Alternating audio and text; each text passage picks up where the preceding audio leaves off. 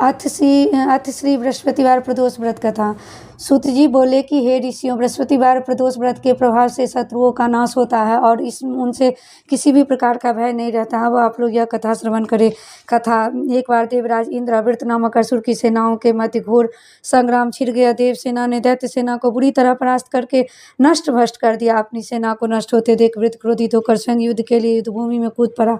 उसने युद्ध के दौरान अपनी मायावी शक्ति से भीषण रूप धारण कर लिया। उसके उस भीषण रूप को देखकर देवता देवगुरु बृहस्पति की शरण में गए और अपना कष्ट उनसे कहा। तब बृहस्पति देव जी ने कहा कि हे देवेंद्र, वृत्त नामक इस असुर के बारे में सुनो। यह असुर पूर्व जन्म में बड़ा तपस्वी था। इसने गंधमादन पर्वत पर घोर तप करके भगवान शिव को प्रसन्न कर लिया। पूर्व जन्म में यह चित्ररथ नामक राजा था।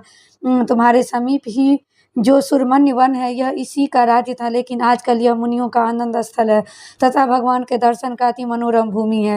हे देवराज, एक बार चित्ररथ अपने स्वेच्छाचारी विमान में बैठकर कैलाश पर्वत पर जा पहुंचा। कैलाश पर्वत पर उस समय भगवान शिव के वाम अंग में माता पार्वती विराजमान थी।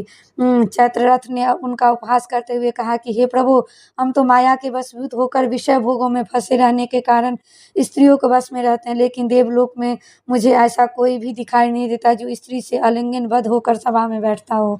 चित्ररथ का ऐसा वचन सुनकर भगवान शिव मुस्कुराते हुए बोले कि हे राजन, मेरा व्यवहारिक दृष्टिकोण कुछ अलग है। मैंने मृत्यु के दाता कालकूट महाविष पिया है, फिर भी तुम सामान्य लोगों की तरह मेरा उपहास करते हो। फिर माता पार्वती क्रोधित होकर चित्ररथ को संबोधित करते हुए बोली कि अरे दुष्ट, तूने सर्वव्यापी माहेश्वर के साथ ही मेरा भी उपहास किया है। अतः मैं तुम्हें शाप देती हूँ कि तुम